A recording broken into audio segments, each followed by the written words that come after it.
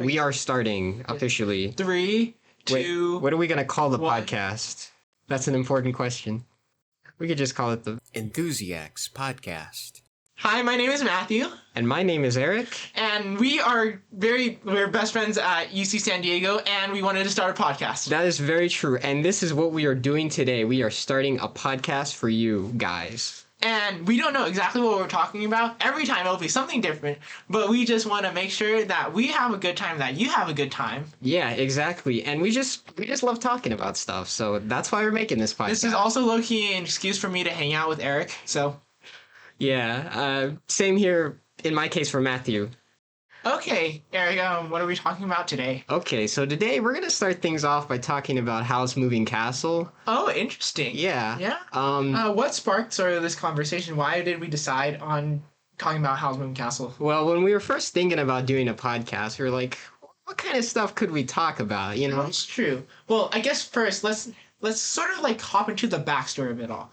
So, Eric here, he actually has a YouTube channel. Yeah. He had a semi-revival and a mini-hit on his hands over the summer when he did a video comparison between Sonic Adventure and Sonic Adventure 2. And personally, for me, I am more of a Sonic Adventure 2 enjoyer. Sure. I don't know if I've told Eric the story like hundreds of times, or at least like 2 times. But back home, there used to be a McDonald's which had a GameCube. And on that GameCube was Sonic Adventure 2 Battle. But there was no memory disc, so we would always be stuck playing City Escape. But that City Escape is the best level design of all time. I can guarantee you that it is such a thrill. Yeah, it is, like, definitely 100%. Like, I mean, it's the most iconic level in the game, so, like, having that just seared into your mind. Soundtrack. That sound. With the OST, I can just imagine, like, so many memories. Yeah. And so, I agree. So, spoiler alert for the video. Yes. Sonic Adventure 2 wins in the comparison on most fronts. But that got me thinking that, like, so I write a blog, but I don't really have anything that's, like, sort of audio-visual, like, in terms of medium, in terms of how I want to convey myself. But I've been listening to a lot of podcasts over the summer, mainly, like, story podcasts, like You Must Remember This, or, like, Film History, or like the Tinsel Factory with Caitlin Pagani. Shout out to them, and shout out to Karina Longsworth, the best podcast hoster of all time. But so I've been really into podcasts lately, especially like movies and such. Yeah, same here. Like, I've always I haven't listened to like a lot of podcasts. I've more just been like a general video essay kind of guy. But are you a gym podcaster? Like, do you listen to podcasts in the gym? I'm more of a music kind of guy, honestly. Gotcha. But, like, when I'm just doing whatever, like, I tend to, pop in a podcast every once in a while. No. That's very fair. It's just that for me, I sometimes listening to the same music over and over again gets a little bit, like, like, it starts hurting me at a point. So I'm mentally. I need something new. I need new information fed to me while I am, like, lifting those dumbbells or, like, doing squats. Yeah, for sure. So like having that, the podcast, particularly one that's very informative, it's like, whoa, finally my desire for knowledge is fulfilled. Appreciated. And I'm becoming healthier by working out, so it's a win-win situation, yeah. And so when Eric and I were talking about ideas for a video collaboration, right? Eric was like, I don't know if we have many ideas, but because of like the whole podcast thing, I was like, let's do a podcast. I think that would be so fun. Yeah, like I've never really been, well, like I've dabbled in like podcast type stuff before, but I've never really done like a full podcast myself with like another person and just delving headfirst into something like this. So, this is new, so please bear with us. Yeah, if it's a little rough around the edges, we're getting there. We're learning things as we go along here. But I can assure you, there'll be some entertainment. There will be a lot of entertainment, in fact. Yeah. I have a lot of stories to tell, specifically on what we're talking about today, Howl's Moving Castle. Yeah, and I have a lot of responses, hopefully, to those stories and things to pitch in myself, because I used to watch Howl's Moving Castle when I was a kid. Like, it was just kind of something like we just had in the background. I don't know where we got it or why we had it, but we just kind of like, it was a Studio Ghibli movie that was just on the TV that would just replay every day for like a certain period of time, and through that it just kind of got stuck in my head. Gotcha. Yeah. So, I guess, do you want to start talking about the movie? I mean, is there anything else you want to say? No, but it would be really lovely if you guys help share this podcast with all your friends. Yeah. And like and subscribe. This is either going on Eric's own channel or this will be going on a new podcast channel. Yeah. Whichever channel this is on, subscribe to the channel and channels associated with and it. Please give us constructive feedback because we would love to hear from you guys. Yeah, was this entertaining? Is the audio good? Just like anything yes, you want to let us know? Yeah, I really hope the audio is not like awful. Yeah, I'm guessing it's probably it's pretty good. It might be peaking a little though. I might. If it's like it's the first episode. Okay. Yeah. Okay. Okay.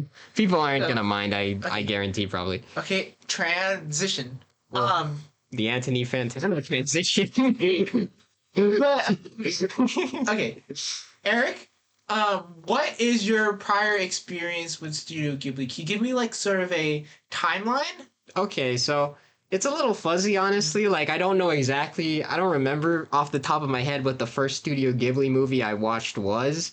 But, I mean, in my childhood, like, I've seen, they were there. They were always... childhood. In childhood, I mean, like, the ages of 5 to 10 or 11. That's understandable. Yeah, that's what I meant by childhood. I didn't mean, like, young adolescents or... Yeah.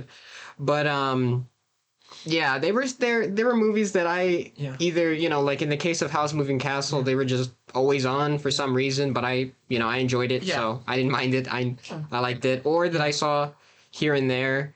Now that I'm thinking about it, another Studio Ghibli movie that was on a lot was Ponyo. That was like, I think that was one of the new ones at the time, like early 2010s that came out. Ponyo was in 2008. Or 2008. Yeah, sorry. Don't remember the exact years. That year when we were 5 years old. Yeah, when we were 5 years old. Yeah, so I saw it originally like at the end of the year in first grade. We watched a movie and we watched Ponyo, and that was cool, And then later on, I just watched it, just by myself or with my family. We got like a DVD or something, and it was fun. DVDs are fire. Yeah, DVDs, Blu-rays, home physical media is so fire. Yeah. Like, you would not understand my obsession with it, but I am so obsessed with collecting. And it's basically the only thing like I really actually like collecting. It's like my weird like hyperfixations obsession. Yeah. Yeah. I was like that too with like older retro kind of game stuff. Nowadays, I'm more like, I more so just go to digital route, but like definitely just nothing beats just having a piece of media just in your hands. Oh, no. Yeah, for sure. Yeah, it's good. Yeah. So yeah, that's my experience. Those are my two biggest probably memories of Studio Ghibli is Howl's Moving Castle and Ponyo, but I also saw like Kiki's Delivery Service a number of times. I think my sister actually, she used to be a big fan of that. Wait, I didn't even know you had a sister. Yeah. I do have a sister. I have an older sister. She's 10 years older than me. And she's working and doing her own thing. Yeah. Yeah, but she I don't know exactly her relationship with Studio Ghibli and a bunch of like, just anime stuff in general, but I know she used to enjoy like, that movie specifically. That's so valid. That is very valid. Yeah. Oh, right. It's my turn, right? Yeah, sure. Man, okay, let's we're gonna be here for a while. Yeah. I mean, we have all the time in the world. But basically, Eric, look right behind you. You see that Spirited Away poster right there? Yeah. That is where it all started. Oh man, yeah. I didn't see Spirited Away actually until like years later, but it's a banger, so I don't blame you for One of the best of the best. Whoa. It is one of the best of the best. But growing up, I was not like a big like movie watcher. I guess when it came to movies, it was like some of the Disney animated films and then like some of the YA novel adaptations.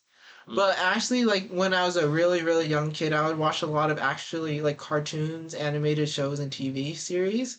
So it was like Avatar, regular show, Adventure Time, like Boomerang, especially a lot of. Oh Boomerang, yeah, right? I watched that. And so it's like occasionally. obviously like movies did not have my attention as much attention and as much of a chokehold on me as it does now. Yeah. Like you know me now, I'm just like I cannot stop talking about movies. But it's just Yeah, like, I mean, yeah.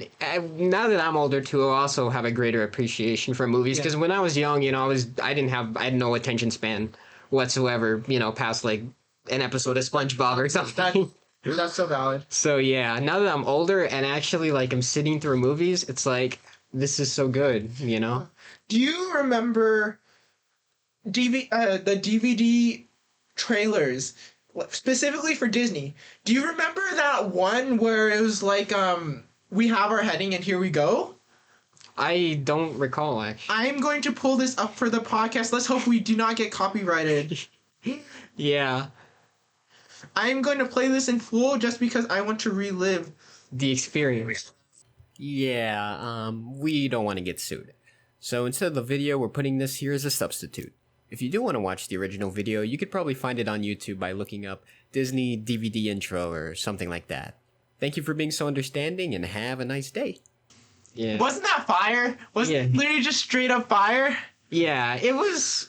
I mean, that was the first time I think I've seen that. Never seen that before? Well, maybe actually. Well, maybe here and there. That's like I think that's valid honestly because those were specifically.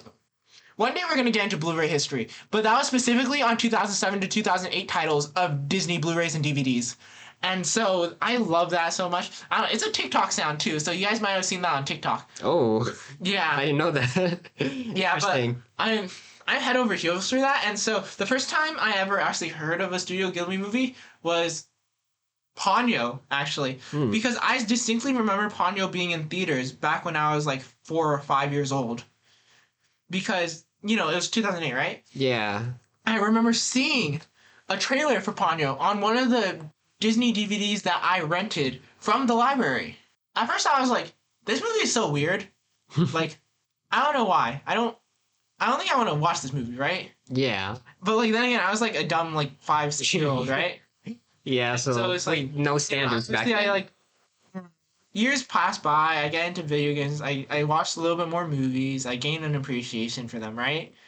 And so my next experience with well, I'm gonna have to say that I didn't actually get into a lot of things until I was like in middle school, young adolescent, and like teenager.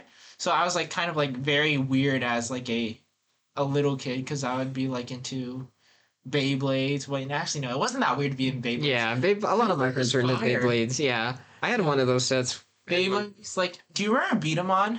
Beat 'em on? No. No. That was a phase I had. That was. I try not to remember that phase, but like Beat 'em On, Legos, all that stuff. I love. Honestly, this is like so invalid of me, but I was a big toy person. A toy person? Yeah. I mean, when I was young, or like, were you into toys when you were younger or in middle school? When I was younger. Okay, I mean, when I was younger, yeah. I mean, okay, well, I just want to say, like, by that statement, regardless of your age, toys are okay, you know? I don't want to make it sound like, okay, you know, if you're a middle schooler, then it's weird. I mean, no. I'm just saying that it was sort of weird for me because the stuff I was into just, like, isn't generally seen as, like, that cool aside from, like, Beyblade. Yeah, that's fair. I was into Yu-Gi-Oh! And I still am into Yu-Gi-Oh! So, Yeah. When I was a kid, this is kind of meandering a bit, but when I was a kid, I was into, you know, of course there was, like, Legos and stuff, but did you know about, like, the Playmobil things? I did not. Have you seen the Playmobil movie? I've heard about it. When I first heard about Anya Taylor-Joy's in the Playmobil. Really now? Yeah. She is? Daniel Radcliffe is in it too. He's in the freaking... Yes. The Playmobil movie? Yes. I might have to watch. And so the crossover between in the Super Mario Bros. Movie is that Chris Pratt from the Lego movie and Anya Taylor-Joy from the Playmobil movie. Boom! They're in the Super Mario Bros. Movie. Just like the degrees of separation, it shrinks. It shrinks so much. That's crazy. Yeah, I didn't know about that. Honestly, I forgot about the Playmobil movie for a long time because like I never saw it, and I was only like. I had a phase as a kid where I was into some, like, 2 Playmobils. I had them, and I used to do, like, make up little adventures. Yeah. It was funny, but, yeah. So, well, Okay, let's move on. So basically, so the first experience I ever had with the Studio Ghibli movie was at 9 years old. So every Thanksgiving, we go light the incense for like our ancestors at my house, and then our family comes over, right? My cousin, he's really big into movies, and he was starting his like whole cinephile phase. He is 6 years older than me, so he was like 15 at the time. But at the time, we had like a TV and a DVD player which you hook up to like a USB, right? And he had Spirited Away downloaded on his USB. And so he brought it over for one Thanksgiving, or like during that time. I don't know if it was Thanksgiving or not, but it was like we lit the incense, and then we were all hanging out in our room. Normally, the normal thing to do was to play our Wii at that time, but he convinced us all to sit and watch the entire movie. And the rest is history. It was absolutely breathtaking, magical, enthralling, spellbinding. Wow. It was genuinely an amazing experience. Especially as a 9-year-old, you don't know exactly what you're seeing. You just see you see pigs, right? You see giant pigs, you see all these weird spirit creatures, and you see a cute sort of love story between Chihiro and Haku. Yeah. Like, I feel like, I mean, I've still got to watch, like, a lot more Studio Ghibli movies. I've seen a few, but I haven't seen, like, the whole collection. But that was definitely, like, Spirited Away is one of the more, like, surreal. I mean, there are, there's a lot, all of them are quirky, but that one, like, definitely has a lot of, like, surreal stuff. So seeing that as a kid is, like, makes it even more just, like, of an experience. I know that I was trying to watch it again ever since then.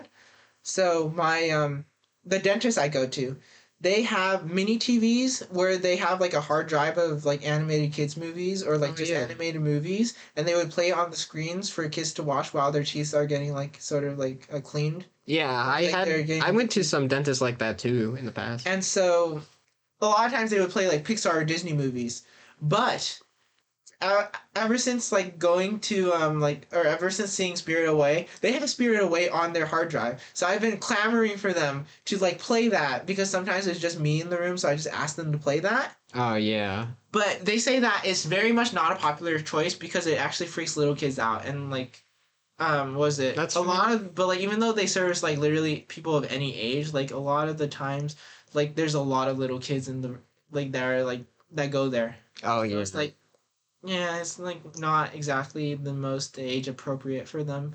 Maybe a little older, like 9 years old, but like definitely not like for like a 5-year-old. If you get me? Yeah. It's definitely. Yeah, it's a lot to take in. But then middle school era hit. Now we're in our weeb anime phase. Still am in that weeb anime phase. I don't think I'm ever gonna get out of it. But it's just that the most I can do is just like not watch as much. But I am a Chainsaw Man enjoyer. I'm literally dressing up as Denji in a few hours to go to a Halloween party. Legendary. Yeah, like the costumes in the closet right over there. Oh man. Yeah. You gotta show me it after this. For sure. I mean, it's just the office suit, man. Yeah. The office suit with the rolled up sleeves. Mm-hmm. Yeah. But yeah, we're not escaping that anime phase. But I went way down into it because of my friend Chelsea. Basically, and then so like I was like, let me get more into some Studio Ghibli movies, right? So I watched Nausicaa. Nausicaa was good. I'm still not particularly keen on Nausicaa, if only because for some reason I watched it in broad daylight, and I hate watching movies in broad daylight. Like when the sun peeks into the windows and then it reflects off your TV. Oh yeah, the glare? And then it gives you a headache. I watched the entire movie like that. Yeah, that's just... It was a bad experience. Yeah. I respect the artistry a lot. I watched Whisper of the Heart.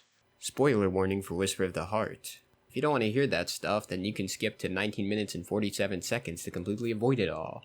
But if you don't care, then, well, here it is. I've seen it twice. The first time, I really liked it, and then the ending, I thought the ending was stupid. But I get the ending now, because they have to commit to something, right?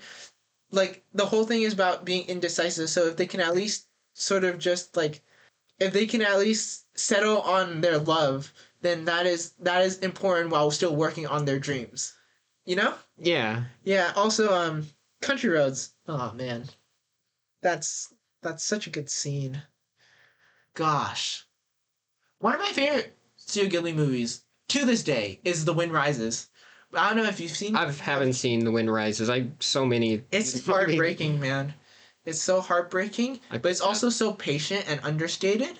Mm. There's so much to love about that movie from its artistry. It's purely artistic expression, right? I think personally, I think it's a better anti-war movie than the movie we're literally about to talk about. Yeah. But just because it's so foreboding, no, not foreboding, overbearing and sort of oppressive with how badly it paints the images of war. Like, it's scary at points.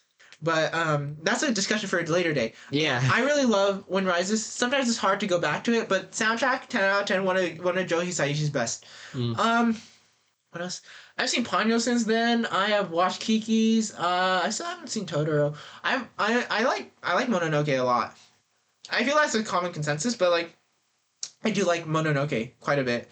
It's not something I return to as often as other Studio Ghibli, just because like it's a long one. Or like it's not like a long one, but it's like it's extremely serious, and sometimes I just like need something very light to just, or like very warm and cozy to snuggle myself in. But let's see. How is you guys are probably wondering how like Howl's Moving Castle relates to this entire like tangential anecdote.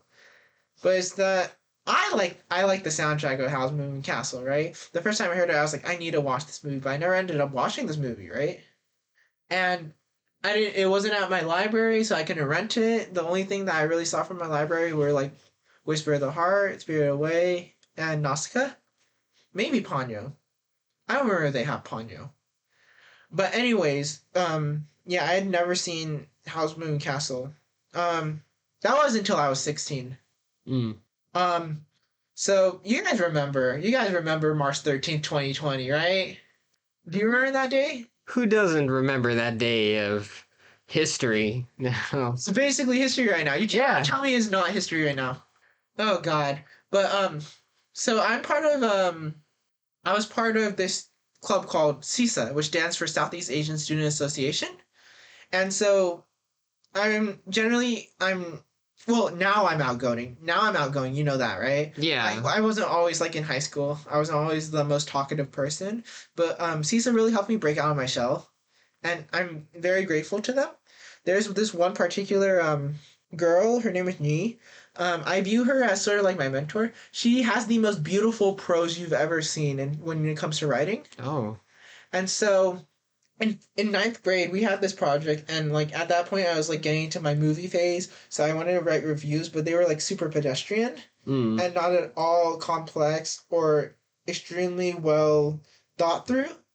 So I was like, let me revive this whole movie blog project, but let me add my own voice to it, and let me be very precise, and let me try to match the level of elegance that Nhi had whenever she wanted to speak or write. So I have a letterbox, right? Okay, you know what a letterbox is, right? Is it like the blog thing? Yeah, no. Okay, Letterbox is a social media app, right? Oh, yeah. Yeah. It's basically social media for movies where you just log and like... Oh, Letterbox. Oh, yeah, I've heard of Letterbox. Yeah. Yeah, I just offhand. Recently, I got the most likes on my Letterbox review. I got 6 likes. Oh, nice. For Tar. I don't know if you've seen Tar or have heard of Tar. I have not. It's a movie about a woman... Okay, this is very reductive, but it's a movie about a woman getting destroyed. Her career gets destroyed. She basically gets canceled. And it's riveting. I highly recommend it. But back to the point. So I remember, I don't exactly know what it was that provoked me to watch Howl's Moving Castle, but I know that at one point I was slowly seeping back into my anime phase, as all things occur. Like, you cannot escape it. Once you're in here, you're in for life. But basically, I was like, someone uploaded all of Howl's Moving Castle to YouTube, and it had been like 4 days and it had not been taken down. So I was like, you know what, I'll watch this movie. And so the first time I watched this movie, it was in my room. My brother was outside playing on like his PlayStation 4. My parents were in their room, And then I was just like, I turned off the light. I opened up that YouTube app on the smart TV. Oh yeah. And I was like, okay, let's play this movie. And I really, really liked it. There were several points where I would call this movie one of my favorite movie of all time and like the most important movie of all time. But I don't think so much anymore. But it's still a extremely special movie to me, especially in that sort of formational period where it was extremely scary to be alive. Yeah. Yeah. Definitely. Yeah. You remember May 2020? Like May, especially going into June. Yeah. June was so scary. There was a lot going on. There was so much going on. It was like, but it's just like exposing the cracks and seams in society and seeing them be unwound. Just, oh God. Why can't we have a better society, Eric? Exactly. I don't know. I guess so. I guess that's the perennial question that like we will never really be able to unravel until we figure it out or we don't, you know? That's true. I don't know. But I will say that first experience of watching Howl's Moving Castle, that took me back to when I first watched Spirited Away. It was entrancing, breathtaking. Just, it made me feel safe and secure in a time where I didn't know if I could feel that way. Yeah. Yeah, so that is my history with Studio Ghibli up until when I first watched Howl's Moving Castle. Since then, I have watched it twice, each time being pretty special as well. And so, yes, now that we have our personal backstories done with it, I will now actually provide a mini lecture on sort of like the history of the movie. Oh yeah, sure. Are you okay? Am I inundating you with too much information? Oh no. This is good content. This is good stuff. Yeah. Yeah. So, are you aware that Howl's Moving Castle is based on a novel by Edwin Jones? Yeah. It actually is not too similar. Yeah, I've heard there's a lot of differences. There's like the differences. I haven't read the novel yet. Yeah, I haven't read it either, but definitely the movie's like it's all about that anti-war message. Yeah. Like Miyazaki, I think, it came out, early 2000s around that time. The Iraq War was going on. It was literally a response. Yeah, it was a response to that. So, that movie just caters towards that anti-war sentiment. So, here's something funny. Do you know how many times Miyazaki has said, this is going to be my last movie before I retire? No, I mean, I've heard... I heard that's kind of like, that's a thing. That's a joke. Yeah, that's a joke, okay, but I don't know how many times he's So, first he done said... it. Princess Mononoke is going to be his last movie before retirement. No. Spirited Away is going to be his last movie before retirement. No. Howl's Moving Castle is going to be his last movie before retirement. No. Ponyo, last Wind Rises. No, not even Wind Rises. Now it's going to be How Do You Live? Yeah, it's like, I mean, I guess that's kind of a thing with just artists or entertainers or writers. They're like, I'm done. Yeah. But then, it's just, you think you're done, but you get more ideas over time, and you're like, maybe I'm not quite yet ready to, throw my towel in. Throw in the towel and call it quits. I want to get back in the game just one more time. Yeah. And then one more time turns into another time and another time. But, I mean... For the love of film. that's how good art is made, though. So, I'm not complaining. Yeah. So, so originally Miyazaki wasn't even supposed to direct this movie. Did you know that? I think I heard, like, there was other directors, but... There's one specific... Yeah, or another director, yeah. Have you ever watched The Girl Who Leapt Through Time? The Girl Who Left Through Time? Have you seen that? I haven't seen it, but I've heard about it, yeah. Have you seen Summer Wars? Summer Wars, I have not seen Summer Wars. Have you seen Wolf Children? I have not seen... Have you seen Boy and the Beast? Boy and the Beast, I have not seen... Have you seen Mirai? Mirai, I have not seen... Have you seen Belle? Belle? Have you seen Digimon the movie? Digimon the movie. No, I have not seen Digimon the movie. I've seen nothing in my life. Me naming all those things, should take off some light bulbs or checkboxes in anime fans' heads, in the heads of weeaboos. But basically, those are the films of Mamoru Hosoda. And so he's pretty prominent. He's sort of the founder of Studio Chizu. Before that, he was very big at Madhouse, and his films are wildly successful. Like, I mean, crazy successful in Japan, and he's kind of like a staple there. I don't know why people always tout him as the next Miyazaki. I don't know why people always say this person or that person is the next Miyazaki. There's only one Miyazaki. Okay, anyways, I really like Mamoru Hosoda's films and his focus on family specifically. And throughout is like a solid like thread throughout his entire filmography. My particular favorite is Summer Wars, honestly. That movie is very special to me, and we could talk about that on this podcast one day. Yeah, once I watch more movies. But basically, media. all those movies that I named off that were not Digimon the movie were directed after he got fired from directing Howl's Moving Castle. So what was going to happen was that he was supposed to direct, but I think a lot of creative choices conflicted, and then he was removed. And you know how Miyazaki is like a giant, big pacifist, right? Yeah.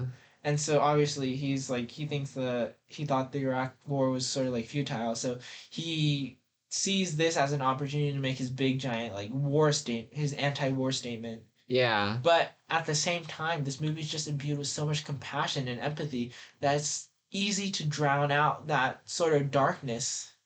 Yeah. It's such a warm, inviting film that makes you feel like the world is beautiful. And I can see that because like I don't know, after that I started like looking more optimistically at the world, just like trying to get through those dark days because you know that the light's at the end of the tunnel. Yeah, definitely. Yeah.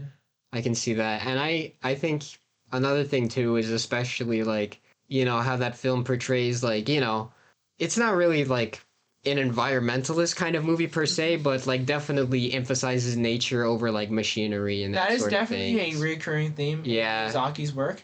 I don't know if you've ever seen you've seen Mononoke and you've seen Nausicaa, right?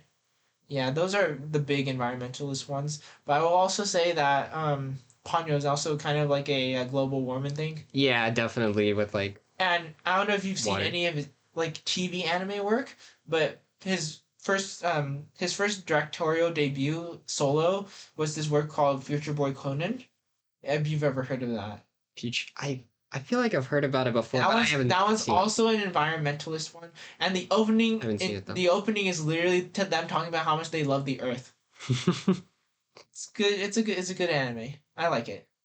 But oh, have you seen Castle Cagliostro? Lupin the Third. I haven't seen any Lupin stuff actually. I would highly recommend specifically Castle Cagliostro. The rest of the series, no. I like Lupin, but I would not recommend it to a casual person. Mainly just because there's a lot of stuff that I just do not want to mention. That's fair. Yeah. Anyways, so yes, this is Miyazaki's big anti-war statement movie. It came out in 2004. It was distributed by Studio Ghibli, was it distributed by Tokumo Shoten at this point? Had they merged? I don't know. But did you know that Walt Disney Japan has some sort of stake in Studio Ghibli? Oh, really? Yeah. And in America, it was distributed in 2005 by Walt Disney Studios in America. I honestly don't know too much about the production of Howl's Moving Castle, but I can tell you about the American ADR process. So, basically, starting with Spirited Away, the boys over at Pixar started to take over like the ADR process. So Spirited Away, ADR is like audio dialogue recording, right? Yeah. So for ADR, obviously they have to re-record the lines in English, right? So the director of the dub for Spirited Away is actually Kirk Wise, who co-directed not only Beauty and the Beast, not only Atlantis, but also Hunchback of Notre Dame as well. You know those three. Yeah, those are huge. Those are huge. Those are huge movies. They're really huge, especially Beauty and the Beast. Yeah, especially Beauty and the Beast. Yeah, but he was the voice director, so you're gonna get at least solid performances out of this, right? I actually really like the vocal performances in Beauty and the Beast. They are very expressive. And so I think he brings the same expressivity to Spirited Away, even if it's a little bit more stilted because you're basically transcribing and translating from a different language rather than coming up with your own dialogue to make it sound as smooth as possible in your own case. Yeah. But little tidbit about, or not really little, but like big tidbit about Howl's Moving Castle's dub is that it's directed by Pete Docter. Do you know who Pete Docter is? What else did he do? Current COO of, current CCO of Pixar. He directed Monsters Inc. He directed Up. He directed Inside Out. He directed Soul. Oh my gosh. Yeah, I know. Yeah. He's actually that's Yeah, he's big cracked. big. He's cracked. That is He's cracked at cracked filler. writing. So, yeah, because he comes up with a lot of concepts, right? He's also he's also a story man too. So I'm like, that's crazy.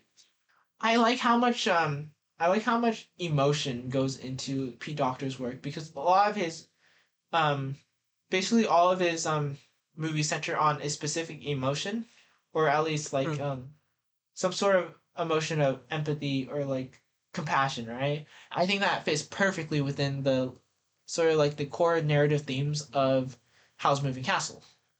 And so for the voice actor list, they got some big names. They got Billy Crystal, who I'm pretty sure did a favor because obviously it was like he worked with Pete Docter on Monsters Inc. Mike Wazowski.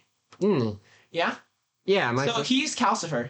Yeah? Oh yeah. Yeah. It's I don't know if you've seen the dub. I watched the dub before, like right before we did this. Yeah. I originally a few weeks ago, when we thought we were gonna do it a few weeks ago, I watched the Japanese sub, which it's good in its own right. But I also watched the dub because that's the version I'm more familiar with, and I thought just as a comparison point. Yeah, that makes sense. And I could definitely see that, and it was crazy to me also hearing Christian Bale as Howl. Like I assume you probably know the story. Like he saw Spirited Away and he was so impressed by it. Or like he was very impressed by it. He like got into contact with Miyazaki and he was like, I want to voice act in the English dub of your next film. I've not. That's actually that's the story. Wait, really? Where'd you hear this? I heard it online somewhere, but it's like. Are you sure it wasn't just a rumor? But I wouldn't like discredit it. I'm just like a little bit skeptical, Yeah, that's fair to be skeptical, but no, I think I've saw like various sources talking about it. I don't know exactly what sources citation needed there, but I'm a big Emily Mortimer fan because of Sophie, because of her voice work for Sophie. I just think her voice is extremely, extremely cute. Mm-hmm. Like it's so nice and pleasant. But I also think that was it Gene Simmons? I think Gene Simmons does the old Sophie. The old Sophie, right? Yeah, Gene Simmons. They got Hollywood golden age screen legend Lauren Bacall as the Witch of the Waste. Do you think that's crazy? Yeah, it's Lauren Bacall is. Do you know who Humphrey Bogart, greatest movie star of all time, is? No. Have you seen Casablanca? Casablanca? Yeah. No, I've not seen Casablanca. Okay, he's the star of Casablanca, but he's also just like he's so good. And the Bacall was his last wife before he passed away. And so it's crazy that we have Lauren Bacall in some sense or form in an anime movie. That's just crazy. We could literally go and buy a box set called Bacall and Bogart, and it's like just their movies together, and we can literally see her when she was like a young woman, and then we see her here as an old lady and as the Witch of the Waste. I think that's crazy. Do you know that Josh Hutcherson is in this? Yeah, I saw that too. I remember hearing about Josh Hutcherson, Mr. in the Hunger Games and stuff. Yeah, they've got like. But he was like a child star. Too, yeah, so child. That back makes then. sense. Yeah. Did you also know that Jenna Malone, who is also from the Hunger Games, is in this movie? Really? She plays Sophie's sister. Oh, I didn't even know that. Yeah. Isn't that crazy? That is crazy. Yeah, it's like. It's such a you could say star-studded cast. I will say that also I am a big fan of Crispin Freeman, who is the voice actor of Prince Turniphead. Well, at least the few lines that at the end of the movie. He's actually one of the few actual anime voice actors, like trained professional voice actors in this movie. So here's the story how the story goes based on all the Q&As I've seen from him. Basically, he said he really wanted to do a Miyazaki movie. He really wanted to audition for a Miyazaki movie, right? And so basically one day they have like an open casting call. So like his agent gets in contact with Disney and like sets up like an audition for him, right? And so he walks onto the lot, right? And so obviously ADR is like a new process for like the regular actors because obviously they don't know how to like voice act and match lip sync with the footage that's happening on screen. So basically, this is what happening is like you have this big giant like screen right here, and they'll have the footage playing and they'll have a timer, and so you have to like match your voice to the sound of it. Yeah. It's all very interesting, right? And so obviously they had a struggle like sort of adapting to it. And so basically he's like, oh yeah, what parts do you have open? And it's like, oh, we have this guy with long hair. I don't know what to do with them. Just like give it to me. I know exactly what to do because he's a voice actor, right? He's an anime voice actor, so he knows how to play these different characters. Yeah. He's got a repertoire of voices. Have you ever seen Haruhi Suzumiya? No, I haven't. No? I haven't seen so many movies. Like I still have to watch like I only really got into movies like yeah, kind of like middle to late teens, like probably like middle school, yeah. No, yeah, that's And first it was like, well, first I was into anime and stuff, Yeah. and that was, just anime. Then I got into like more general kind no, of, yeah, no, that's yeah, films yeah. and media. He's in Ghost in the Shell, Oh, Ghost in the Shell? the standalone complex. Oh, Have you ever seen Standalone Complex? I highly recommend Standalone Complex. You guys should all watch Standalone Complex, like season 1 and season 2. promotion. But he's in there. Basically he's like it took a long time for other one, but like it was like in 5 minutes he was like, there you go, he's done. He's done in 5 minutes. And he's like, and then they were like, you've done this before, haven't you? And he's like, yeah, I have. Because they didn't know that he was like a trained voice actor. Mm. So obviously it was like super quick session for him. Yeah, snappy. Yeah. In the G-Kids introduction, for when they did Studio Ghibli Fest like a few years ago, he was actually the one introducing the film and talking about how much the movie meant to him. So I thought that was really cool that they would still bring him back after all this time. But that's crazy that they got Christian Bale. Yeah. Do you know that Christian Bale is in Pocahontas? He's in Pocahontas He's too? in Pocahontas. I don't even know like the more, I guess you could say like, I know Howl's Moving Castle isn't like a niche movie, but I guess like compared to what people regularly know Christian Bale as, like in these niche kind of movies comparatively, like it's crazy, you know? Or these, yeah, because like... Because people know him as the American Psycho guy. Yeah, American Psycho or Batman. Yeah. And that's, with some roles here and there. But, just, he's done some stuff. He's been around. He has been around. In in different media. Oh, Disney has been sort of releasing these movies ever since around the late 90s, starting with like Kiki. They sort of like formed like a partnership with Miyazaki.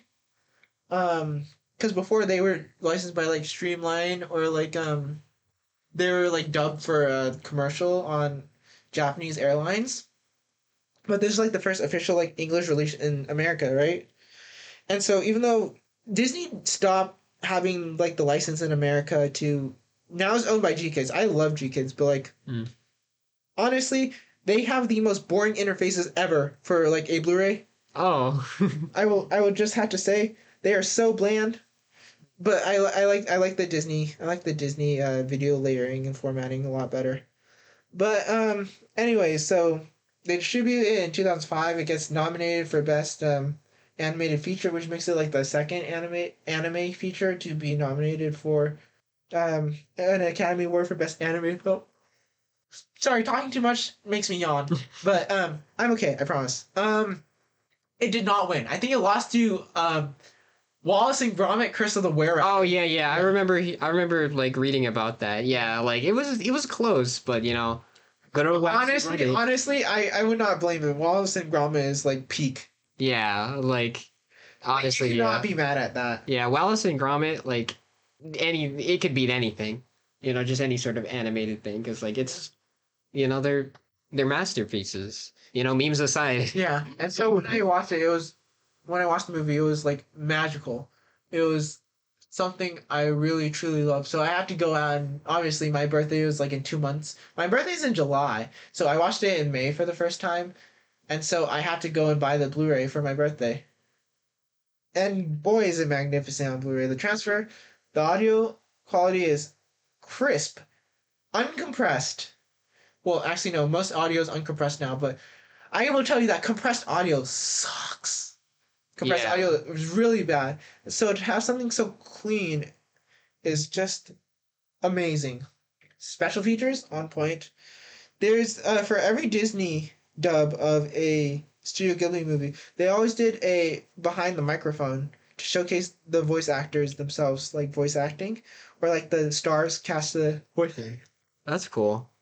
And so now something that I found always really fun to visit, and so now I'm like in the midst of collecting all the Miyazaki movies. I have Castle in the Sky, I have Kiki, I have Totoro, I have Mononoke, I have Spirited Away, I have Howl, I have Wind Rises.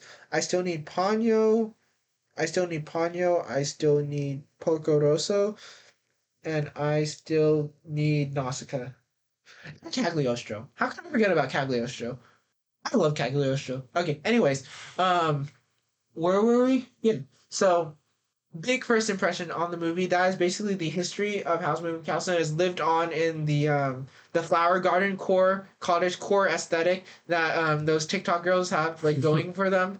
The one where basically where like everyone, whenever people recommend anime movies, it's the same 5 movies over again. But and one of them has to be Howl's Moving Castle because it's a comfort movie. Yeah, definitely. Yeah, but like I don't blame them, honestly. This is very much a comfort movie.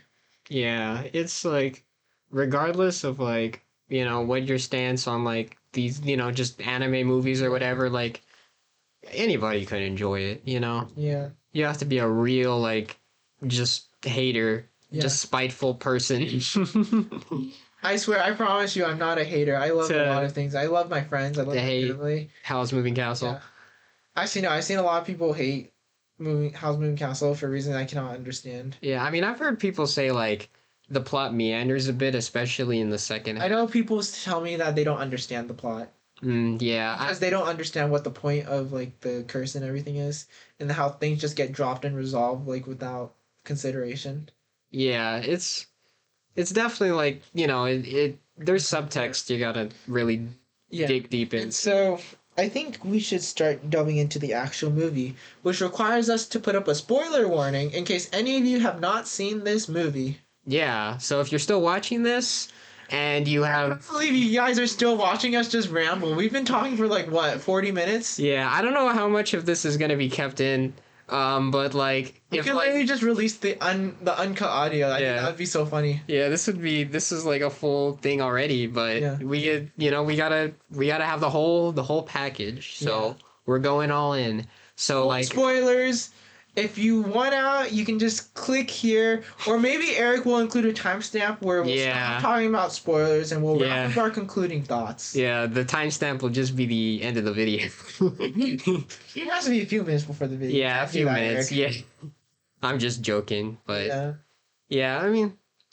So this is your spoiler warning. Yeah, so if you haven't watched the movie, I'm not gonna say get out, but get out. Be careful. Be careful. There's spoilers coming. Like we said, spoilers incoming. If you don't want to hear the spoilers, you can skip over to 1 hour, 31 minutes, and 9 seconds. No problem. Let's start. 3, 2, 1, let's jam. All right. Okay, so, what was your favorite part of the movie? My favorite part of the movie is definitely, one of my favorite parts has to be, when, Sophie's, like, she's going to the castle to talk to, I think Sullivan, Madam Sullivan, about Howl, and she gets in, and following the sequence where like the Witch of the Waste is turned. The stair battle. The stair battle's so fun. Yeah, where she's just like drenched in soak. And sweat out, and Sophie, she meets Sullivan, Madam Sullivan, and they have a conversation. Hal comes in, masquerading as like the king or something, or one of the royal pilots, Royal Army pilots. What's different about him is that he speaks in a different candor, because like the actual Royal Army pilot is so goofy. Yeah, it's so funny. The contrast. He looks like Hal is affecting a very much serious demeanor, that you'd expect, but then the actual guy comes in and he's in, he's some sort of like jaunty see that drunkard. How he disguise himself. Yeah, he's a wizard, so yeah, he's got a lot of tricks up his sleeve, But yeah, and the sequence that follows where they're whisked away into that sort of like just spacey sort of aesthetic. Yes. And the floor disappears. I just really like that part because it's like Oh, that means that he must be a big fan of the sequence of the boy who swallowed a shooting star. Yeah, I love that as well. That's another part I really like too. I like this part. I mean, they're both like probably equal, but I like this part a little bit more since like there's more things that happen and it's a more like it's more eventful. But definitely that scene too is definitely like it's very picture like that. Just that scene itself, like the frame is very picturesque, and it's very like just take a screenshot of that. That's an iconic frame. Yeah, I think.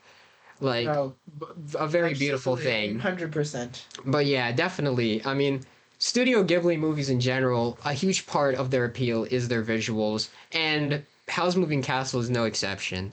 Like, in the sequences I was talking about, like it's just, and the whole movie too, it's just sublime, like 10 out of 10 visuals, and I just, I love it. Here's something I noticed about Howl's Moving Castle. In a lot of the scenes, you notice that Sophie is in the frame. Sophie is sort of like sidelined compared to other people, and she's always boxed in as isolated. Like you can tell how lonely she is. And always, whenever she's in conversation, is either one or two people. It's never more than that. That is until she forms a family with the whole like Howl's Moving Castle, with Calcifer, with Turnip Head, with Marco, with the Howl himself, with even the Wicked Witch of the Waste. Yeah. Yeah. It's an interesting observation, I think, because like definitely a huge part of like Sophie's character arc is like initially she's very she doesn't really know what she wants to do with her life. She's very just kind of living it, just living things out. Yeah. But once she meets Howl and meets everyone there, she finally like. She gets more of a more of a place. Interesting. It's interesting. She feels so alive when she's old. Yeah. What's epic about this movie is that it's basically saying, "Oh yeah, being old kind of is awesome." Yeah, it definitely. I'm like, I promise you, as college students, we're not boring. Yeah. Boring. Yeah, because like the stereotype is like old people are all cynical and jaded and they can't do anything. But the Howl's Moving Castle. Put some respect on the name. It puts some respect. It shows that even if you're old, you are indeed gold, and you can be a cool person even when you're such a cool person. Even if you're at an advanced age, like that's something. I feel like that's something really kind of unique. I mean, about the movie. Like other movies have probably touched upon that, but it's not a well like developed sort of thing in like a lot of media. It's mainly just like what's so interesting is that it's not something that you bring to the front of your mind, but it's always lurking inside the movie. Yeah, it's a subconscious like it's a subtle sort of thing. Yeah, definitely. I think this movie, we were talking earlier about how in tune Miyazaki seems to be with the natural state of the world, just like in like nature environmentalism. I think that really does shine in the flower garden scene, especially. Yeah, definitely. How contrastive it is compared to the bustling cities that Howl and Sophie occupy. Is full of trains. Obviously, big points for the fact that it's a walkable city, but but yeah, so almost industrialized, but like in a way that's like hidden, right? Yeah. And basically, Howl is just like living his own like secluded cottagecore life, like especially as a child. Like that's his study, right? That is his uncle gave to him. Yeah. And he was like, Sophie, now you can be there too. Now this is a place you can visit anytime as well. I think what's interesting is that Sophie, whenever she's asleep, she feels young. Yeah. I think that's so interesting. But it's obviously the curse is like she feels young. Whenever she feels young, it's like she she starts like reverting back, and you can see that she's really extremely hunched over as old Sophie at the beginning of the movie, and you see her posture as old Sophie get better and less wrinkly. Yeah. Over the movie, which I thought was very subtly, very well done. And you can see her voice kind of mixing between Gene Simmons and Emily Mortimer's. Yeah. Which is really awesome. Like, there were some times where she would sound basically just like Emily Mortimer. But, like, she was, like, Gene Simmons. But then it's so awesome. I don't think that's something that we could get with, like, the Japanese dub. Because the Japanese dub, both old Sophie and young Sophie are voiced by the same voice actress. Yeah, there's that extra layer added there. Yeah. Yeah, I think that's a really interesting thing. It's like, ironically, like, as her character matures, she's reverting back to her older, like her normal form, which is her younger self. So it's an interesting thing, and definitely, like, really something that the filmmakers really captured well in the visual style, and the voice actors did in their portrayal of this. I have one statement to make, but I'm not sure if I should make it now because it's kind of like a big statement. I think the point of this movie is what makes you feel alive. So, obviously, for many people, it's just how much love you surround yourself with and how much you love yourself. Because I feel like the idea of appreciation of the self is very big. Like, you can see that with Howl's hubris, right? He's like, how can I live if I can't be beautiful? Yeah. Like, you saw how much his looks meant to him. Yeah. But that's also sort of a self-reflection of his own subconscious of how he views himself, right? He wants himself to be beautiful because he himself is a war dog. He is used by the military. Oh my god, that military complex is something else that we have to get into. Yeah. But she's used by the military. He's like on the verge of turning fully into a monster. So at the very least, he wants to feel like he can look like someone he can be proud of. Yeah. Yeah. Sophie herself is old, so people always just look away. But like, there's nothing bad because her soul is still as young as ever, right? Yeah. Yeah. And with the Wicked Witch of the Waste, the reason why she was young and beautiful, but Hal dropped her was because he saw that her heart was old and shriveled and wicked, which revealed her true form, right? But like, we see her mellow out as she just like as the movie goes on, right? And because she finds other things to live for, which I think are very nice, which uplift her and which make her just sort of, like, the thing is that I think by the end everyone's grown to like sort of embrace this sort of self-love so that they can also love other people.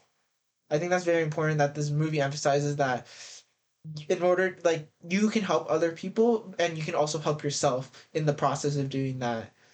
Like, helping find love in both for yourself, you love yourself and you love other people. I think that's so important. Yeah, definitely. Like how the destruction of his self affects not only just him but also Sophie and everyone else who associates with him. Yeah. And once he learns how to just he comes back as a person, it really just like lifts him as a character. Maybe you saw his connection. This, it was like the I Can Fix Him movie. But like, no, but like played straight, obviously. We always joke about I Can Fix Him, but like, obviously, just like people being there for other people is so very lovely. Yeah, definitely. I mean, such a big fan. Yeah, there's nothing wrong with that sort of thing. You know, it's just when the memes and doing it in a certain having like a wrong we can talk way about it, but that's a different subject. How memes codify and essentially distill into sort of like a hollow casket of itself a different time. Yeah, that's for a whole nother discussion. But yeah, I was like, what makes you feel alive? But also we're shown so much death throughout this entire story that it's just sometimes it feels hard to even want to be here, right? Yeah. But then it's contrasted with scenes of sort of fantastic splendor with the shooting star scene. I'm so in love with that scene, man. Yeah. The shooting star scene, the flower garden scene, the one that everyone talks about. We can talk about the homeliness of the castle itself, despite its sort of decrepit nature. We could talk about how the industrialized cities are actually feel very warm and are very nice, and the architecture is so fun.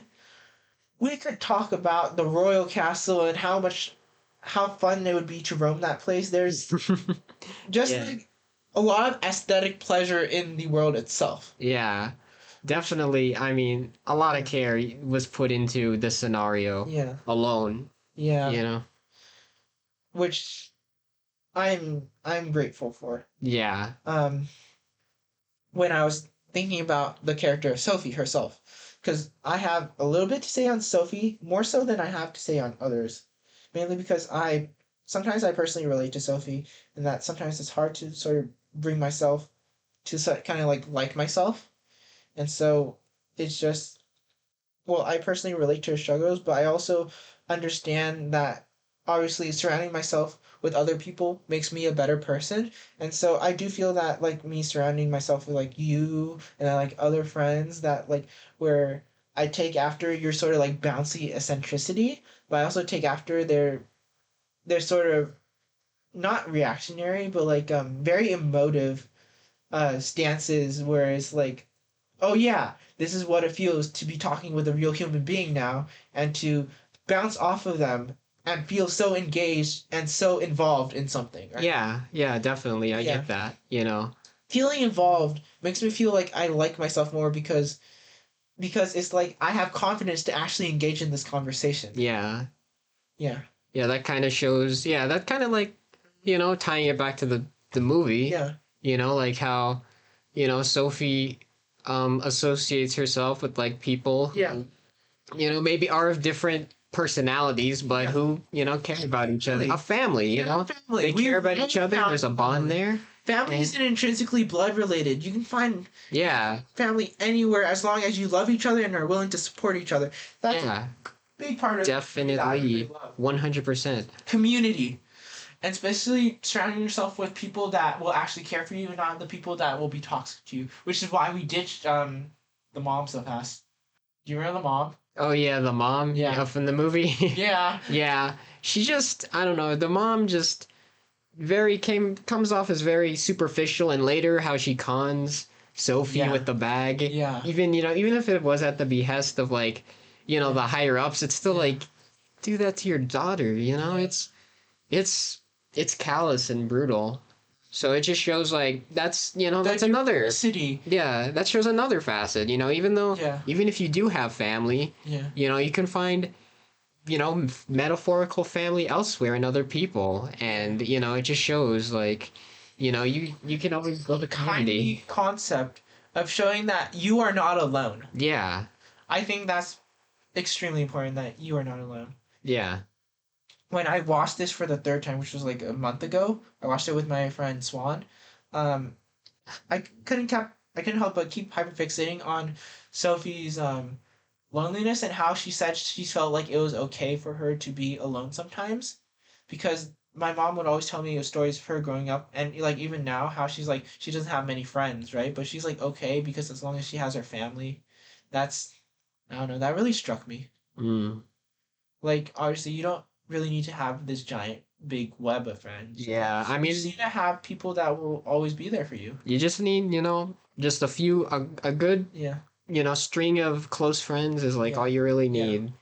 That's kind of the motto I really, or like the thing I go by too. Yeah. That's just what I prefer. There's a song that plays at the end credits of Spirited Away called Always With Me. I feel like that very much is pertinent to Sophie's character, because she's always carrying her sort of like her memories and like her found family with her, because all that just goes into make her a better person. She opens up more. She is more she's she's compassionate, but she becomes far more like empathetic and far more understanding by sort of the end of the movie, to the point where she can help others, whereas other people had to, or like whereas like I guess whereas she had to first seek out help from someone, now she's helping others. Like she had to seek out help for her curse, and now she's out here saving the entire world.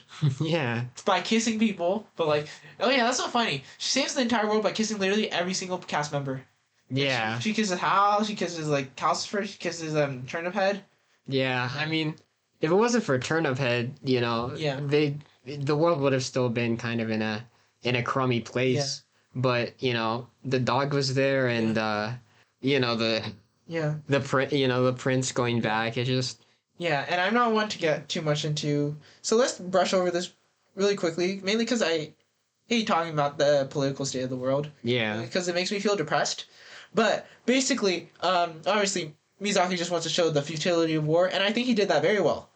The military complex is very oppressive, and I think that's shown very well with how wizards are basically used like specialists, and how they're basically stripped and used until they are not even themselves anymore. How war and horror can consume a person.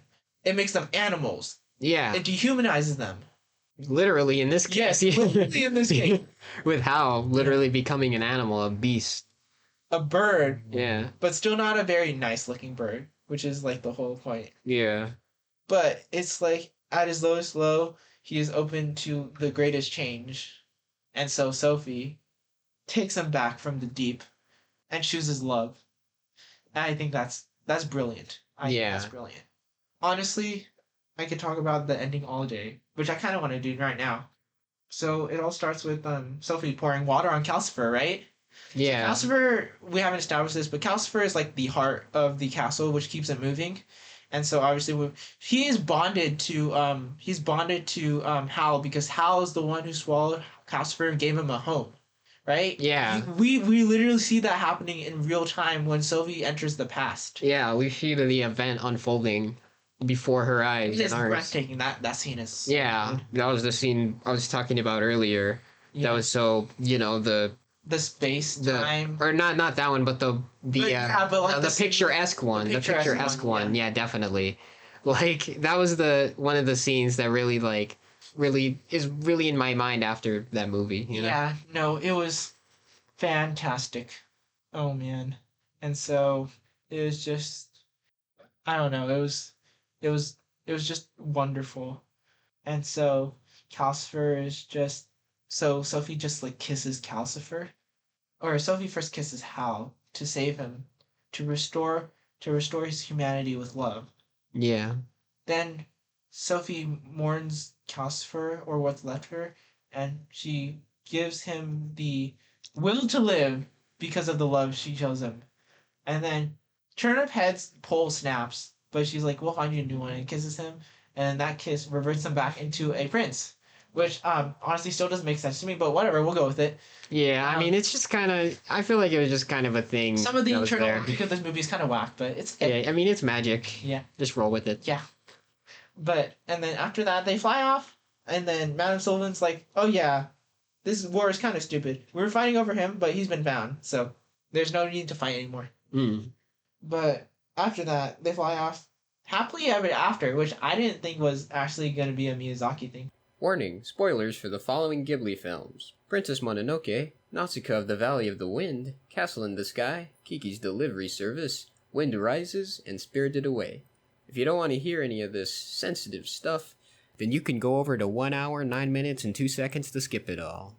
But if not, then well, sit back and enjoy the ride. Because most of the movies, aside from... Okay, so like some of his movies end in like a more like, not subtle, but like a more muted in its happiness, like towards the end. Like Mononoke is like, things are sort of destroyed, but we'll continue to like protect the land for as much as possible. Nausicaa is like, so much has happened, but we'll keep moving forward. Castle in the Sky, Laputa, literally like the giant castle in the sky just crumbles, but like at least they're safe. Actually, Kiki ends on a nice note. I don't know about Porco Rosso, but Wind Rises is such a depressing note that it ends on. Spirited Away is somber, extremely somber in how it ends. So I was like amazed at how alive this ending felt in comparison, because it was just like, it's so life affirming. That's the word. This movie is extremely life affirming, and I am so grateful for that. Do you have thoughts on that? Yeah, life affirming. Sorry, I was just spaced out there for a second. No, But talking for a while. no, yeah, I mean, I was paying attention. Yeah. But yeah, the life affirming aspects of this movie definitely, it shows that, I remember hearing that was definitely like a thing Miyazaki Yeah. was going for, was like, the affirmation of life. That is true. And it definitely shows with like, even like with Howl, like there's people, if you have like, family and people who care about you and people you care about, that's what makes life worth living. It's not just about your hubris and your looks. Yeah. And for all the characters, it ties into just like, sticking together and living for each other and doing being where you want to be in life. For others, being part of other people's happiness. Yeah. So important. I love my friends, and I love being part of their lives, and I hope that they enjoy me being part of their lives just as much as they do. And I think this movie portrays sort of that kinship extremely beautifully. Yeah, definitely.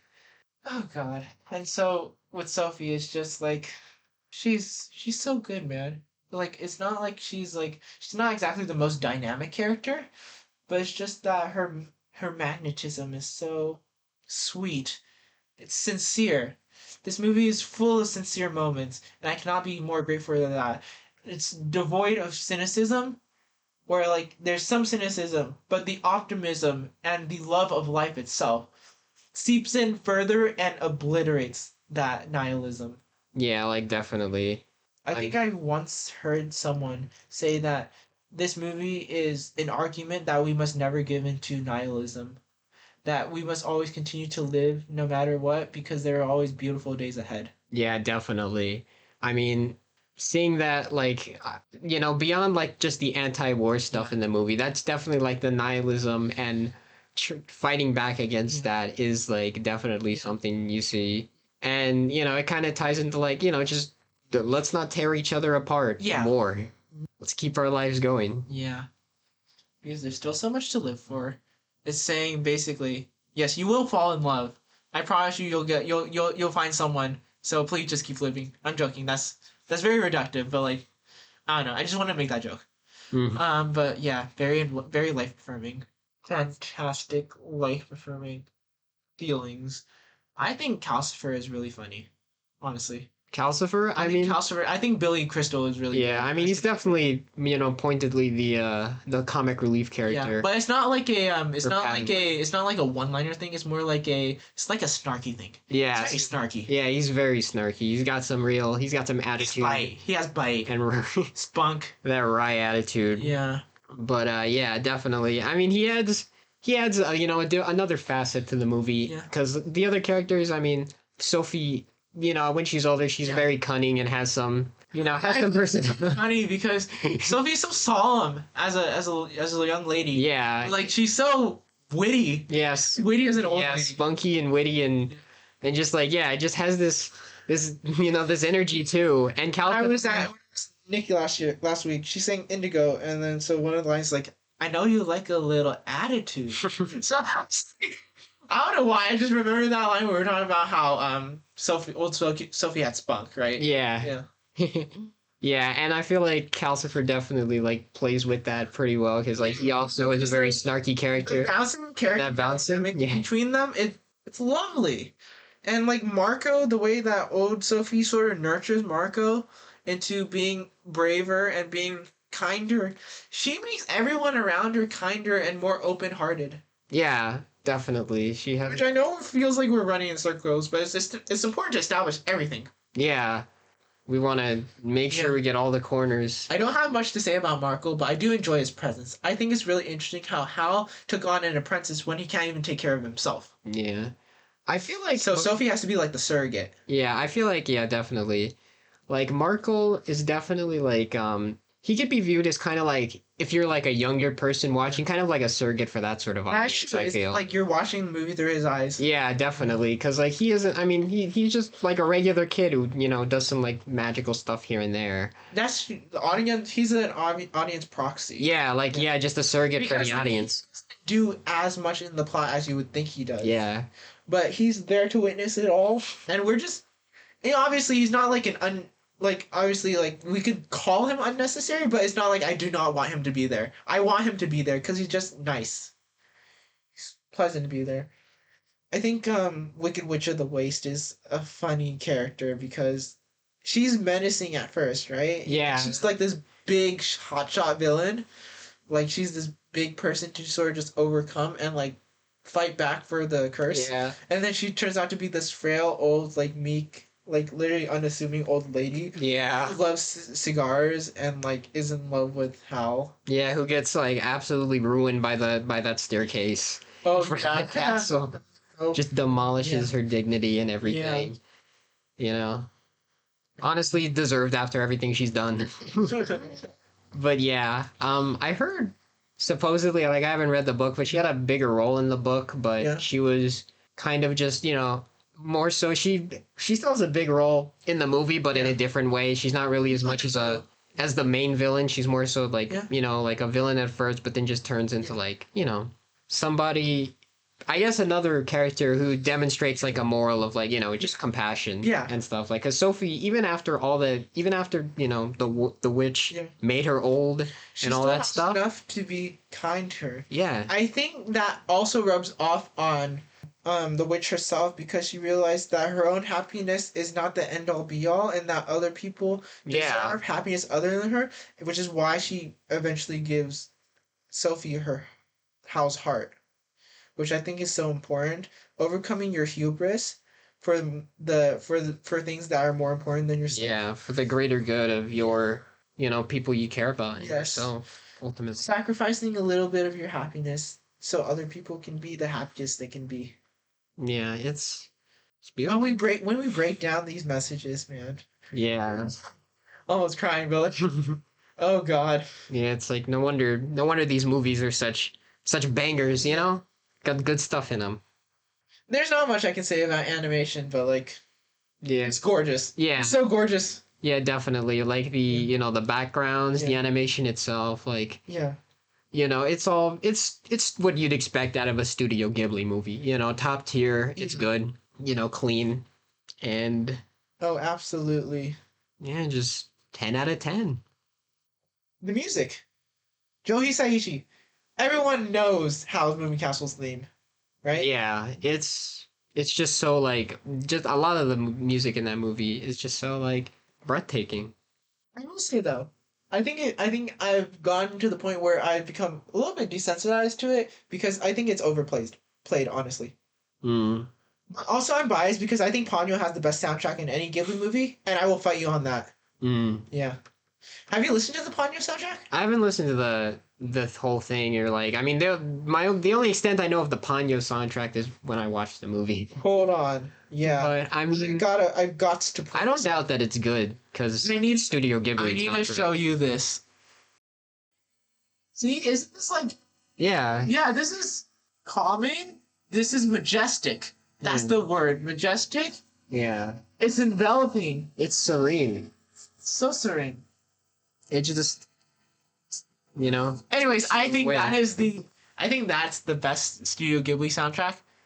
But Howl's is good. Howl's is really good. Jason. In regards to Howl's Moving Castle soundtrack, I agree. I'm not enough. You have like a particular highlight? From the soundtrack, no, I don't know any of the tracks by like besides like, you know, Howl's theme and stuff. I don't really have like anything. I didn't look through the soundtrack and pull any tracks by name. So I mean, just generally speaking, like, you know, it suits the story and it suits the movie well. It suits it so well. Yeah. Yeah. So, you know, by virtue of that, it's a good soundtrack. I already told you this before the podcast, but I'm a big Promise of the World fan. Like, that ending song, it's so perfect. And I'm a big fan of songs made for the movie that do not just play over the end credits, but actually play during the movie. Because it makes it feel more special. Yeah, I could see that. Did you know that the voice actress of Sophie in Japanese sang that song? Oh, yeah. I remember. Yeah, he like looking into the soundtrack. She sang over it. That's cool. Yeah. Like, you know, it adds to the personality and to the soundtrack. It was actually It was actually written, I think arranged by the lady who did the end credits theme for Spirited Away, Yuki Kimura. Yeah, I believe so. And it was also like, co-written by Joe Hisaishi. But yes, that is a perfect ending theme. I must say. Um Other than that, I don't have much else to say about the soundtrack, but I'm not very good at critiquing music, but I think it's good. I don't It's not my favorite, but I think it definitely deserves its reputation. And then I really like the dub. I already told you that, but I really like the dub. I like Billy Crystal's snappiness. I like Emily Mortimer's gentleness. I like Christian Bale is surprisingly really good. Yeah, like honestly, like rewatching the movie recently for the podcast, like when I like of course like I knew like it was Christian Bale and stuff, Yeah. but like he pulled it off like pretty well. Like I mean, his voice was fitting for Howl because like I could see with like the deep gritty Christian Bale voice, it gives him like But he just sets him apart. my girl. Yeah. Yeah. Oh man. Gives Howl a presence, makes them formidable. It's not like a standard like anime. Yeah, it's not like a standard like pretty boy anime voice or whatever. It's just, it's Christian Bale. One thing I noticed is that you could very easily call this like Studio Ghibli's Beauty and the Beast in terms of its themes, because Yeah. even though House was supposedly the beauty, and then Sophie as an old person supposedly looks like a hag, and it's like almost like someone ugly, like you don't want to touch, like a beast. Yeah, yeah. But actually, in reality, it is swapped, just like because internally, because now it's becoming more and more of a bestial, like dog, like yeah, dog of the military. While Sophie is learning to become alive and young and beautiful at heart. Yeah. Yeah, so you could very easily make that comparison. And I know that Japan literally just did Beauty and the Beast, like the Japanese version with Belle by Mamoru Hosoda. Hey, callback. We were talking about Mamoru Hosoda, but I like that movie and I like its music, but I do not think that its ideas, well, at least I don't think its ideas that it used from Beauty and the Beast were nearly as well done as here. But I do like what that movie has to say about interconnectivity and the power of the internet, honestly. Yeah. Honestly, that movie makes the power of the internet seem so cool. Anyways, moving on. Yeah, generally the dub is just fantastic. Beauty and the Beast vibes all around. Honestly, I'm really surprised to see its longevity, but I think it's kind of pertinent in like this day and age, especially with what's sort of what is basically going on right now. Yeah, there's a lot of angst in the air, in the media, in the world, so yeah. Yeah. So it's important to feel comforted as we sort of just tackle it head on. Definitely. Yeah, and so the second time I watched this movie, okay, here's like where the timestamp we can like sort of cut off for spoilers, right? Because we're done talking spoilers. Yeah, are we? Did you talk about or? Oh, I didn't talk about the ending. Oh yeah, the ending. Yeah, I was sorry. We've been meandering around the ending, but like, well, specifically, we already talked about how she kisses everyone in the movie. Yeah. But I want to shout out when Sophie travels through space time to see the memory of Hal swallowing Calcifer, the boy who swallowed a shooting star, mainly because that scene is done so artistically, but also it's like that door is basically just, you can see it metaphorically as Hal is finally opening himself up to Sophie, like vulnerably, and allowing her to see into his past.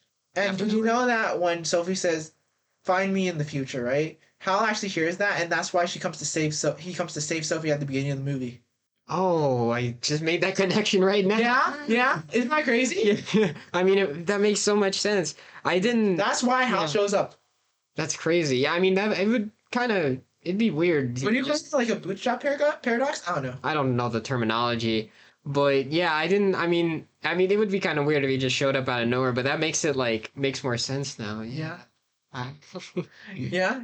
Yeah, But just her running along the lake as shooting stars fall in the sky, and seeing Calcifer and Hal form that bond in real time is really special, and knowing that Sophie will be the one to restore it is lovely. You see you see it break down and you see it form back up again. And I think that's beautiful. And I also like her walking along with the dog through like that pseudo subspace.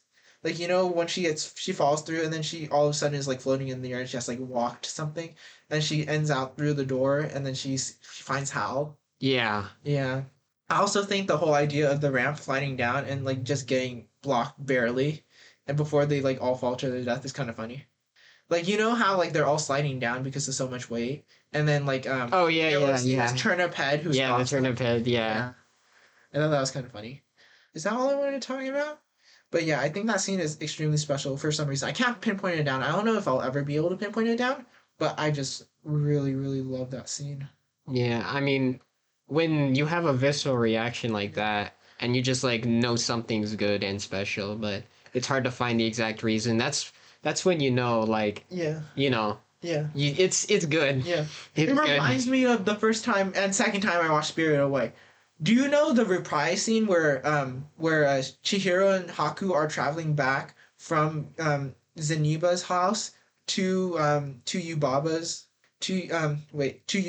like sort of like mansion palace? So when they visit the sister of like Zeniba, right? Or Yubaba? Yeah. And then how like she flies back on Haku's like as a dragon? Yeah. And when Haku remembers his name.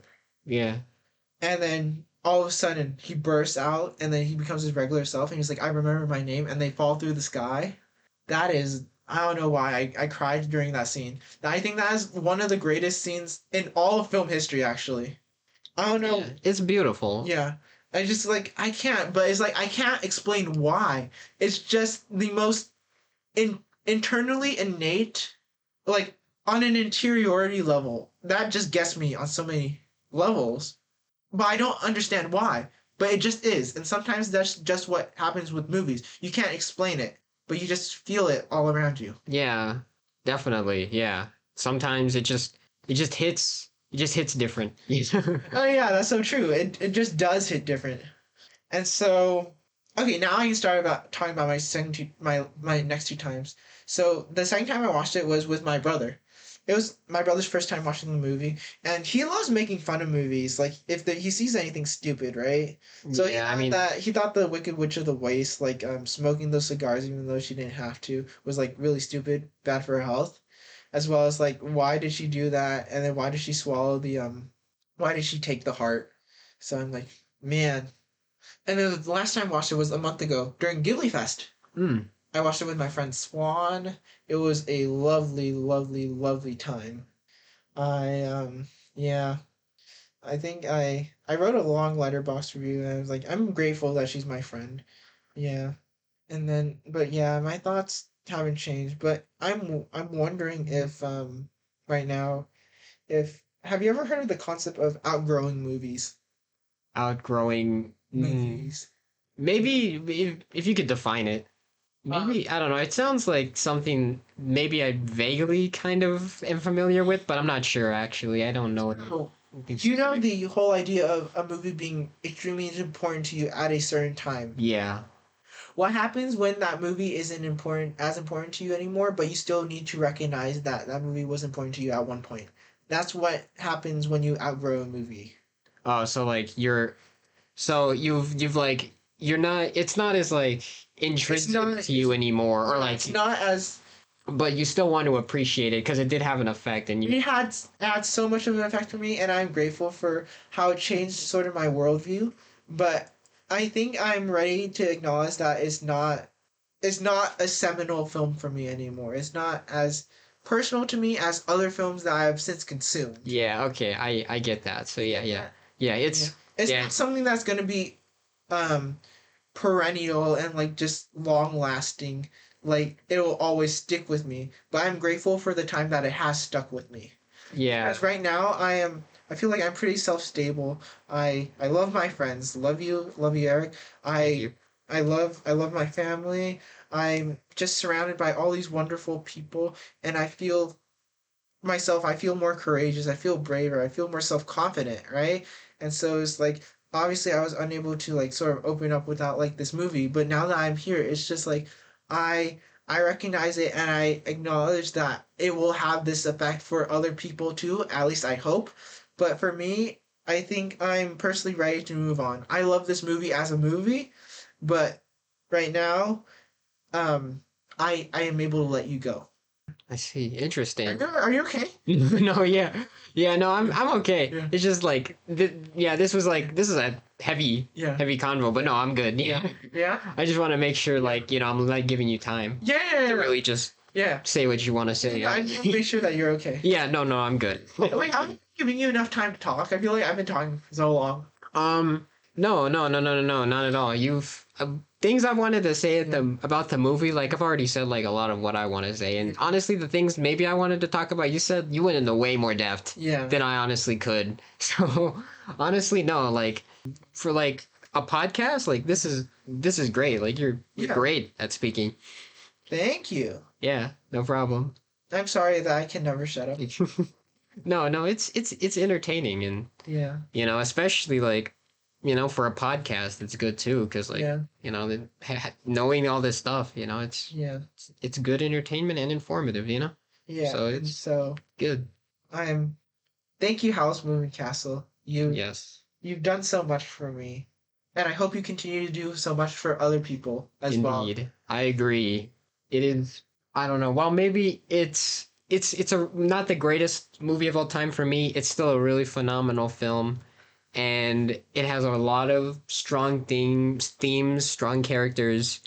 The whole movie. There's just so many strong points to it, and I hope other people can see that and appreciate that, and just like just experience the movie for themselves, and interpret it their own way. So true, Eric. So true. Real. And so I think that's where we'll kind of end off our podcast for today. Yeah, I think That was a very informative and very, very helpful and thoughtful discussion. I thought we really like broke down this movie, took it apart, and like a lot of the Studio Ghibli ethos. I feel because like when you talk about one Studio Ghibli movie, you kind of have to like talk about all a lot of it, because like there's it's like it's a zeitgeist. There's like there's a culture associated with it, and Actually, I think my friends are cosplaying for Halloween as Studio Ghibli people. One of my friends is Gigi the cat from Kiki's Delivery Service. But I told her she would be a really really good Ursula, and then her friend is Kiki. oh, Yeah. that sounds like an interesting costume. Yeah. And then obviously people can be like Sen or like Chihiro and Haku. People can be Howl and Sophie. That'll all be so nice to see. Yeah. I'm just really glad for how unified people feel whenever we talk about Studio Ghibli. Like how it brings people together. Yeah. It's just the power of film in general. Honestly, yeah. I mean, film or just media just brings people together. Yeah. It's true. But yeah, I think that's everything. Well, that we have to say about Studio Ghibli, or not. Well, Howl's Moving Castle and Studio Ghibli, kind of. Well, not Studio Ghibli forever. Well, we might talk about it in the future, but just Howl's Moving Castle for now. I think we've said our piece. So, thank you so much for listening. Yeah. By the way, Thank I'm you. sorry that you have to listen. My voice is so grating and annoying. I don't know how you could do this if you've been listening for this long. it's entertaining stuff, and I don't think your voice is annoying at all. I mean, my voice is like the most monotone thing in the world. What are you thinking? Your voice is nice. Yeah, I mean, I don't know. It's just kind of that bias people have towards their own voice. At first, people are like, "Dang, I don't really like my voice," but yeah, I mean, it's just it's part of the process.